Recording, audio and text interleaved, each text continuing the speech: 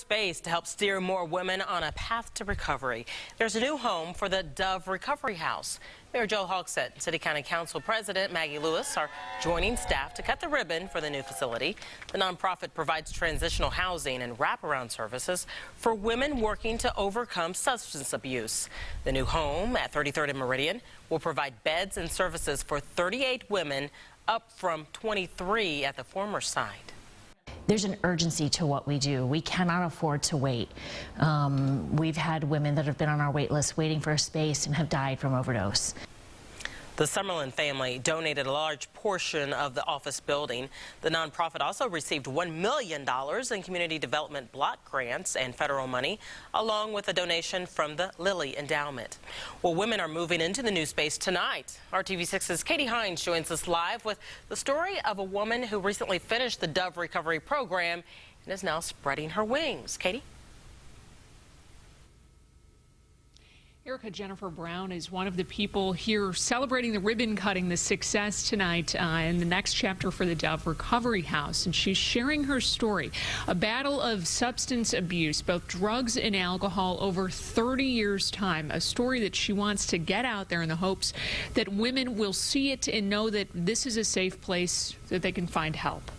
Jennifer Brown has struggled with drug and alcohol addiction for more than half of her life.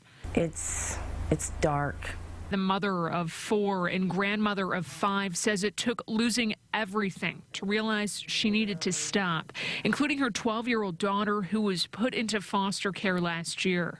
We lie and steal and cheat and do things that are hard for me to even wrap my head around now, that's part of my story. A court worker, a woman who had gone through the program, connected Brown to the Dove Recovery House. It took me a lot to get into the Dove House. I had to get sober. I had to go to a detox. I had to go to a different facility.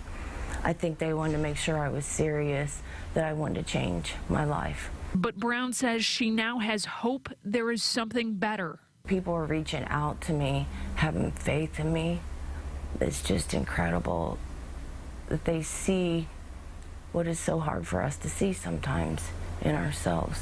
A little more than a year later, she's sober. She has her daughter back, a place to live, a driver's license, and a quality of life she has never known.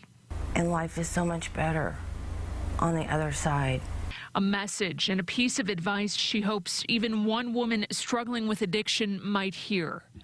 It's so worth it. It's possible. And I know if I can do it, anybody can.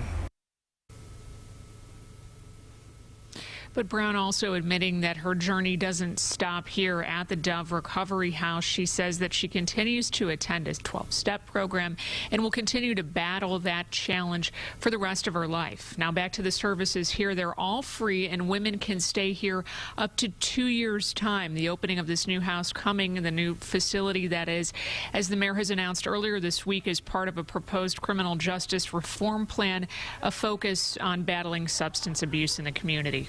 Katie Hines, RTV6.